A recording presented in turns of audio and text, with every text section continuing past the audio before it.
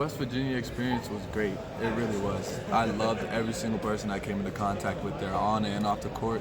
There's so much love in the state of West Virginia. I think that people often misconstrue what West Virginia is about and the culture people have there.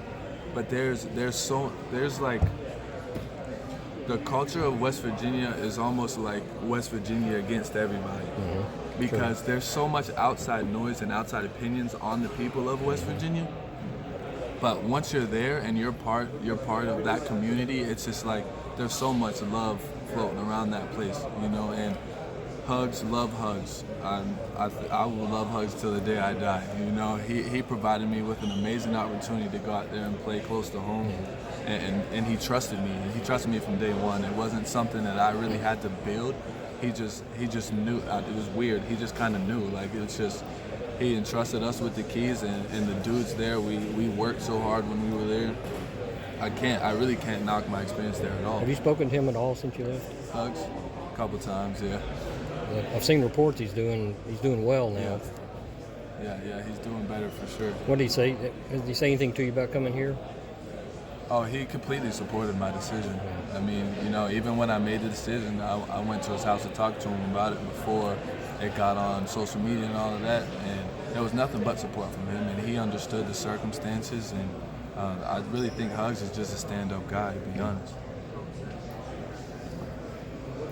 I got a couple questions from my street credit class. They want to know what made you even start playing the game of basketball. Oh. When did you know, man, I really want to do this? So, I don't know if it's true or not, but my mom tells me I was dribbling a ball before I was actually able to walk. So basketball has just naturally always been there for me.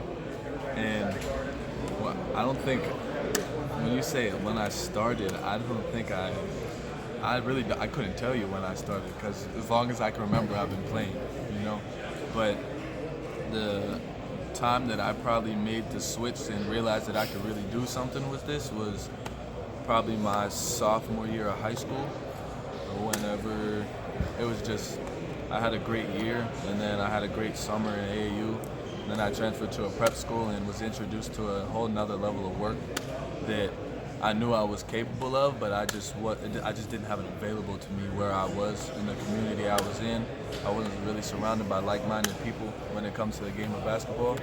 So that junior, senior year of high school was it was me, what was I, 16, 17, playing against 19, 20-year-olds in prep school. And that's when I kind of realized that I could really do something, because I was competing with the best of them at the time.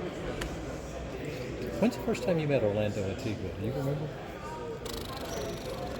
The first time I met, I think it was at prep school, and he was recruiting me to Illinois at the time. I was going to say, how many different times has he recruited you? Every single time that I've been out there and been available, he has recruited me. He has tried, for sure. So why did he fail before, and why was he successful this time? Sometimes things just shake down differently, and for me at the time, I know that pre-existing relationships wasn't going to determine my decision to where I wanted to go. I wanted to go to places that I felt like was a good fit for me and good fit for what I was trying to do. How far back do you go with Cal, as far as knowing him? I mean, me personally, I like know Cal just because of he's Cal. I've always followed Kentucky basketball since I was like 10, 12. Like, I've always wanted to be a part of the Big Blue Nation. It's been a dream of mine since I was a kid. But interpersonal, I haven't really had a real conversation with Cal until I came on my visit here. He has a pre-existing relationship with my family that goes on before me. I'm not sure what they got into back then, but yeah. Who were some of those former UK guys that you looked up to, tried to emulate, and thought, hey, I can do that, or I can do this? Prepare to feel old. I would say that a big guy for me as I was growing up, that not to really emulate, but he opened my understanding of the game a little bit, was DeMarcus Cousins, just because I was always bigger than everybody, so I was always at the 5.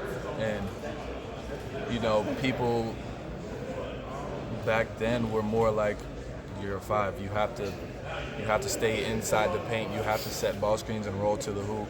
But like seeing DeMarcus play, it was just like he's the biggest dude on the court and he's out there doing everything. So why can't I? You know, it was kind of that thought process for me. Did you tell him that when you saw him when he was in from London? No,